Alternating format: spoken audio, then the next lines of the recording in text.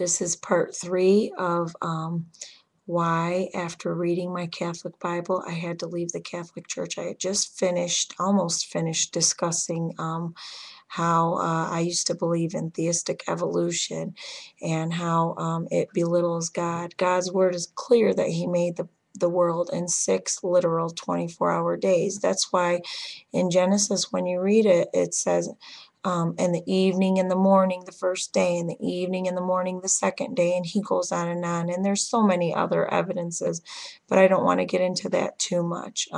Believing anything else makes God out to be a liar. But the Bible says in Romans 3:4, God will always be true, even if no human being can be relied on. This is number 7, another thing that I never knew. I used to think Peter was the first pope, and I never knew that he was married. Nobody ever taught me that he was married, and all the popes and priests are single, so I just assumed he wasn't, and I was told by some priests that he never was married. However, in the Catholic Bible, Mark chapter 1 verse 30 says, "Now Simon's mother-in-law was in bed feverish," and then it talks about Jesus healing her. But the Bible specifically says Simon's mother-in-law. You can't have a mother-in-law without being married or having been married. Another thing that I didn't know about, number 8, I called every priest father, as in spiritual father.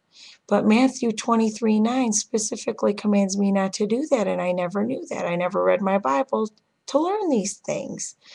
Matthew 23:9 says, "You must call no one on earth your father, since you have only one Father, and He is in heaven." This verse is referring to a spiritual father. Just as we're born again spiritually, we only have one spiritual father. After learning this, I saw priests in a whole different light. Not only do I sin when I call them Father, but they too will give an account to God for allowing me to call them Father, for they are supposed to be studied and know their Bibles. Now I can know the Bible clearly teaches not to do that, so I can no longer do that. I can't call a priest Father anymore, because I would be sinning every time I do that, and pleasing my Lord and obeying His word is much more important than calling a man by his title, which I believe that's what Jesus is talking about in that verse. Don't be called by titles, because titles can get people proud, and God resists the proud and gives grace to the humble. So, you should all be called brethren. You keep on reading, that's what you get from that passage. Okay. Another thing that I used to believe in. I used to believe in all these images on toasts and weeping statues and appearances on buildings and things. I used to think that all these were works of God. But are these miracles authored by God? How do we know God is the author of all these things? How can we be so absolutely sure and automatically give the credit to God? Is not Satan just as powerful to do these things? After all, Satan is the prince of the power of the air. Matthew 16:4 says it is an evil and unfaithful generation asking for a sign, and the only sign it will be given is the sign of Jonah. 2 Corinthians 11:14, there is nothing astonishing in this. Even Satan himself even Satan disguises himself as an angel of light. Did not Muhammad claim to have seen an angel of light who told him to write the Quran? Does this make Islam right? What does the Bible say about this? Galatians 1:8. But even if this is talking about Paul and his followers, but even if we ourselves or an angel from heaven preaches to you a gospel other than the one you were first given, the gospel of the Bible, the Jesus of the Bible, is to be under God's curse. We need to be real careful not to automatically assume God is doing all these things. In fact, He says it's an evil, unfaithful generation that seeks after a sign. Another thing that I used to believe, I believed there was a big difference between big sins and little sins. But after reading the Bible, I realized that sin is sin in the eyes of God. It doesn't matter whether it's adultery or a little white lie. Romans 3:23 says, no distinction is made. All have sinned and lack God's glory. My friend, how many sins did it take Adam and Eve to get kicked out of the Garden of Eden? Only one. How bad was what they did? Well, in my opinion, it wasn't so bad, but my opinion is not what God's going to judge us by. He's going to judge us by His word. And God told them, don't eat from this tree, and they ate from it, yet because of that one little act of disobedience, they were kicked out of paradise, never to return. And God had to kill an innocent lamb to cover their nakedness. This was a picture of Jesus dying on the cross for us. Had Adam and Eve not sinned, we would live forever. But now, Romans 6:23, for the wage paid by sin is death. This is why we die. And there are two deaths. The first is a physical death. The second is a spiritual death, which is eternal separation from God in hell. Revelation 21:8, but the legacy for cowards, for those who break their word or worship obscenities, for murderers and the sexually immoral, for sorcerers, worshippers of false gods, or any other sort of liars, is the second death in the burning lake of sulfur. Revelation 20:14 says, death and Hades were emptied of the dead that were in them, and everyone was judged as his deeds deserved. Then death and Hades were hurled into the burning lake. This burning lake is the second death. Verse 15, and anybody whose name could not be found in the book of life was hurled into the burning lake. Do you realize that verse is saying that God has a book of life? And all His children, now we are all God's creation, we are not all His children, but all His children are written, their names are written in the book of life. There's only one way to get our name in that book.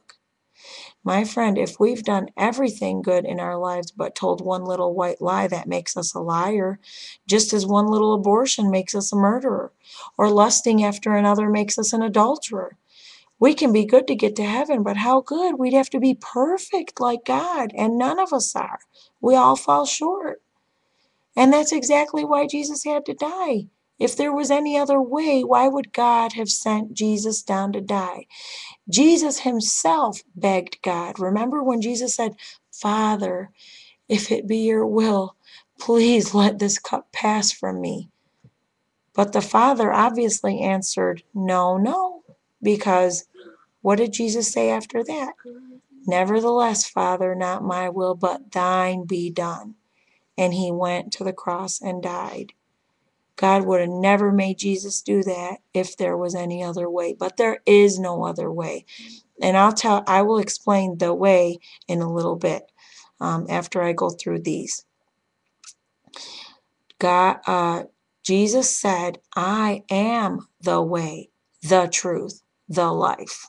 Jesus didn't say, I know the way, I know a way to get to the way. He said, I am the way. I am the truth. If you don't have me, you don't have truth. I am life. I am the resurrection. If you don't have Jesus, there's no life. Without Jesus, there's no way, no truth, no life, and we are nothing but dead men walking. Another thing that I used to believe, I believed that Jesus was an only child, and that I do believe the virgin birth, of course. The Bible is very clear about that. But I believe that Mary never had children other than Jesus, and I believed she was a virgin her whole life. Matthew 1:25 says, He had not had intercourse with her when she gave birth to a son, and He named him Jesus. Another version, I think the King James says, He knew her not till she had brought forth her son.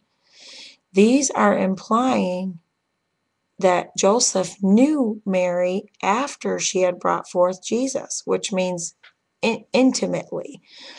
This statement implies that after Jesus was born, she had the normal husband-wife relationship God commands of married people. Mary would have been living in sin her whole life had she refused Joseph intimately. Read 1 Corinthians 7:5. We are not to deprive each other. The context here is sexual unity. My body belongs to Craig, and Craig's body belongs to me. I am not to deprive him, and he is not to deprive me. 1 Corinthians 7:2 says, Yet to avoid immorality, every man should have his own wife, and every woman her own husband. The husband must give to his wife what she has a right to expect, and so too the wife to her husband. The wife does not have authority over her body, but the husband does. And in the same way, the husband does not have authority over his body, but the wife does. You must not deprive each other. Depriving one another is sin. So if Mary did this, she would have been living in sin, causing Joseph to lust. Understand that they were people just like you and me. How long can a spouse say no before it puts temptation on the other spouse? Study who James is in the book of James, and study who Jude is in the book of Jude. These two men who wrote these books in the Bible were Jesus' half-brothers. Matthew 13:55 says this, This is the carpenter's son. Surely is not his mother the woman called Mary? And his brothers James and Joseph and Simon and Jude? His sisters too? Are they not all here with us? Excuse me. So where did the man get it all? And they would not accept him. No one believed Jesus here because they were people who grew up with him. They knew him as a child. They obviously knew his family. They knew them so well that they knew the names of his brothers. The context here is family. John 2:12. After this, he went down to Capernaum with his mother, referring to Mary, and his brothers, referring to his immediate brothers, and his disciples. And if you're still unsure, read Mark 6 if you're still in doubt. Think about something too. If Jesus was an only child, he probably would have never been left behind and lost for an entire day in Luke 2:44 before his parents finally realized that he was not with them. I'm going to continue the next part. I think I'm on part 4 now.